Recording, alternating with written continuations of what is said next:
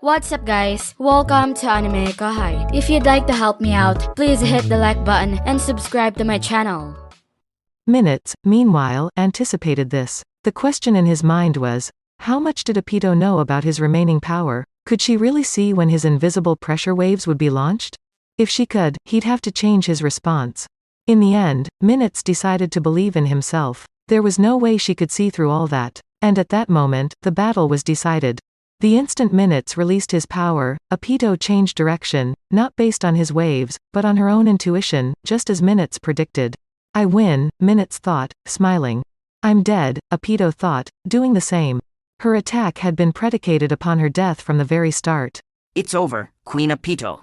Minitz gleefully shouted. And the moment she felt the invisible surge of power enveloping her entire body, Apito opened her mouth wide and attempted to launch her final move. This was Queen of the Needles, a barrage of all-powerful poison needles she would only release upon the risk of death. They were created not from mystical, magical force, but from a part of her own body, making them tough enough to easily pierce magisteel. Enough of these, fired at point-blank range, ought to penetrate Minitz's force field, was the conclusion she made.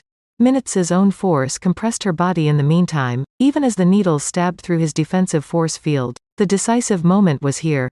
The end result was a double knockout. Although unhappy about failing to score a complete victory, she was still more than satisfied that she had done her part. Death, after all, was not the end. The labyrinth would resurrect you as many times as you wanted. So Apito disappeared from her throne room, awaiting her imminent rebirth. Once he saw she was gone, Minitz decided to rest quietly until his wounds healed. That attack just now had shattered his heart, but he was still alive. This still wasn't enough to kill somebody like him. Given enough time, the wounds would heal. Being able to throw himself into a battle like none before had filled that shattered heart with indescribable joy. What an excellent fight that was. I only wish I could have tasted more of it. Then I could have proved I was the strongest. Still basking in the aftermath, he found he was yet unsatisfied. If anything, his instincts were begging him to fight someone even stronger. Only through challenging and surpassing his limits, he thought, would he ever grow stronger. Then, like an answer to Minitz's prayers, something strange happened. A booming voice echoed across the chamber. Excellent fighting. The voice had the timbre of a champion, one who had made many of the worthy bow down to him before. My name is Zijin. You now officially have the right to fight me. If that is what you desire, come to me. Minitz opened his eyes again, as if guided by the voice. A dark vortex had somehow appeared in front of him. Are you going to entertain me? If you do, then it'd be rude not to take up the offer. His body still needed healing, but Minitz nonetheless shot to his feet, not even flinching. Without a moment of fear, he headed off to accept the invitation.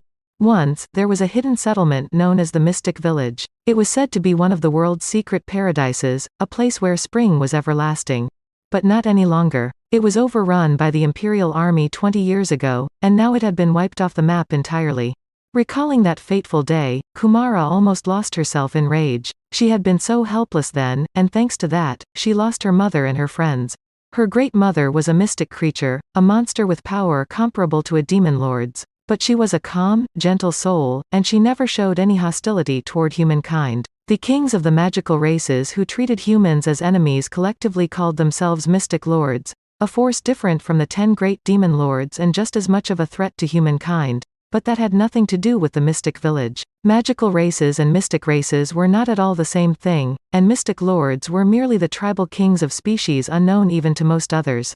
But humankind, or the Empire anyway, must not have been willing to accept the existence of Kumara and her kind. So the Mystic Village went on the sacrificial chopping block, a demonstration of the Empire's military might aimed at its own subjects.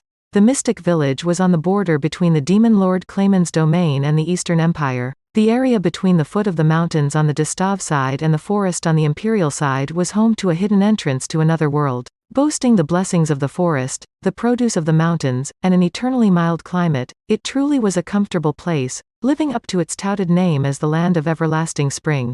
Being on the border, the inhabitants carelessly assumed they would never be attacked. The Empire and the Demon Lord Claiman had forged a secret non-aggression treaty. This peaceful situation eliminated their sense of danger.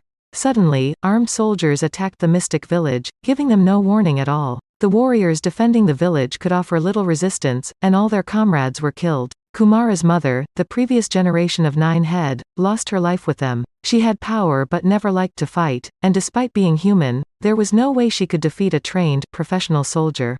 And there was no forgetting that man. Your name is Kanzis. Of course I remember it. The name of the man who took my mother and everyone else's life, spoke the vindictive Kumara. The bearded man with the loathsome smile was an enemy so hateful that killing him wouldn't bring Kumara peace. As a reward to Clayman, Kanzis offered Kumara, the young child of 9 head he had captured alive. All the village's treasure was stashed away in their own pockets. They told their subjects that the threat of the mystic village was now over. This threat was a criminal act of the aggressor's own making. In order to prove the danger of the mystic village, they rounded up some nearby residents and merchants and brutally killed them. And at the end of the day, the frightened imperial subjects treated them like heroes. It was Clayman, of all people, who told Kumara about everything going on behind the scenes. The more resentment Kumara felt toward a human being, the more powerful she became. It boosted her mystic power, and with that, her rank as a monster. Being such a valuable 9-head mystic beast, she was regarded as a great asset by Clayman, and so she survived, as his pet. Just as Clayman predicted, Kumara's grudge ballooned over the years, and with it, her power. He even made her the thumb of the 5 fingers, as his top officers were called. Then fate took another turn for her, and she was picked up by Rimuru. With him, she found out what happiness was, her emotional scars healed by contact with the children he helped out. And right at that point, she met her mortal enemy once more. I'll kill you. I will use every bit of my might to kill you where you stand.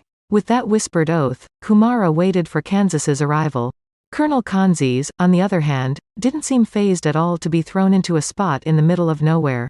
He was a self-made career military officer, a symbol of the meritocracy the empire prided itself on, and it was with a single fist that he rose to his current rank. He never thought twice about getting involved in evil deeds. In many ways, he was the embodiment of career ambition. Even the whole Mystic Village affair, in his eyes, was a legitimate move to strengthen his position and power. For the greater peace, a small sacrifice was insignificant. He didn't feel guilty about it at all, seeing his actions strictly as a necessary evil. But despite any lack of conscience he had, there was no doubting his abilities. If he actively participated in the ranking duels, he'd definitely be selected for the top 100. But Kanzis wasn't, strictly because he had no interest in joining the Imperial Guardians. His own interests would always come ahead of his loyalty to Emperor Rudra, and above all, Kanzis had a commanding officer he trusted with all his heart. That man's name was Major General Minitz. He was an equal to Kanzis in skill, and he was the first to scout him out and push him to the top. Kanzas's goal in life was to bring Minitz to the upper echelon of the military, then take full control while serving underneath him. It was a dream he worked hard to achieve, and that was why he thought this invasion was such a perfect opportunity for him. Calgario's blundering in the forest of Jura was clear to everyone. He'd face severe punishment for it, no doubt. The groundwork for that moment was laid by him in Minitz, a secret conspiracy whose goal was to unify support within the armored division around them instead. If he could rescue the hundreds of thousands of soldiers stranded in the labyrinth and win their loyalty, that'd vastly increase the membership in his faction overnight, and once that happened, Calgario would become redundant. Don't make me laugh. You think anyone would let you climb to the top of the military through political maneuvering alone? Kanzis sneered at his superiors. They weren't here anyway, so he felt safe enough doing so. Then, mind-free of all concern, he set off to search for his surviving troops. After about a day of that, Kanzis began to think something was amiss. Ignoring the fact that this labyrinth had entire forests and deserts inside it, he couldn't find a single other human being anywhere, or for that matter, a single monster. Every floor he journeyed through was eerily quiet, the sheer undisturbed stillness making it seem silly to expect a battle around every corner. Kanzis wasn't the sort to let up because of that, but his predict danger skill wasn't giving him anything at all, filling his mind with anxiety. Seems like they're trying to catch me off guard. Maybe they're concentrating their forces somewhere? Kanzas's insight was impeccable. He was exactly right. Well, I'm glad to be receiving such a royal welcome. In that case, allow me to bask in it then. His boldness really was his greatest asset. He began sprinting ahead, making a beeline for the descending stairs, certain he could kick aside any trap in his way. His speed left the wind trailing him, a single stride bringing him several yards forward, and that let him reach the stairs in short order. A few hours later, Kanzis found himself at the gates of a vast mansion, an opulent structure that seemed designed to intimidate all would-be visitors. Without a sound, the gates opened, and the battle began. Kumara, in all her courtesan-esque beauty, greeted her visitor with a ghastly, hair-raising grin. Allow me to welcome you. Kanzis responded with a smile.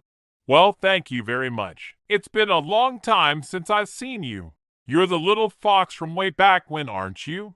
You remember me. I'm greatly honored. How could I ever forget? Your mother played an instrumental part in my rise to fame. Sparks flew between the two of them, literally. The violent clash between mystic spirit and fighting spirit created physical tension heavy enough to trigger electric surges. You are shameless. So you were fine all along then? Although, I suppose that's only because I sold you over to Clayman. You ought to thank me for that. I'll kill you. Kumara barked back with another surge of murderous rage.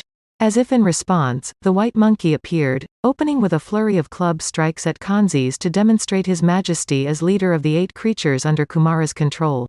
So you're a mystic survivor then? Well, let me show you something interesting. As soon as he said it, Kanzi summoned a monster with no advance casting, another simian, this one covered in dark fur. You're one of my mother's servants. There was no doubt about it. It was one of Kumara's mother's tail beasts. You see, there's a sight for sore eyes, huh? Here, take him on for a while. The dark ape was a kind beast as well. Kumara remembered playing with him as a child, but now that familiar old ape was baring his fangs menacingly. You've forgotten about me? Kumara's voice didn't reach him. With a high-pitched screech, the dark ape overwhelmed the white monkey. Don't bother. That monkey's become my loyal servant. He doesn't remember a thing about you. Kanzis took a cigarette out of his pocket, uninterested in joining this fight himself. Lighting it and taking a drag, he gave Kumara a bemused smile. What did you do to the dark ape? Now, what's that supposed to mean? Do you suspect me of something? He seemed to be mocking Kumara. Realizing Kanzis had no intention of taking her seriously, she let her anger drive her to the next step. Moon rabbit, black mouse, come on out. 2 more of Kumara's tails transformed. Now it was 3 against 1, putting the situation back in her favor, but only for a moment. Dark rabbit, dark mouse, you're up. Kanzi summoned mystic creatures to match Kumara's. Now she couldn't even hide her astonishment. That's it for this video, guys. Thank you for always watching my videos and supporting my channel.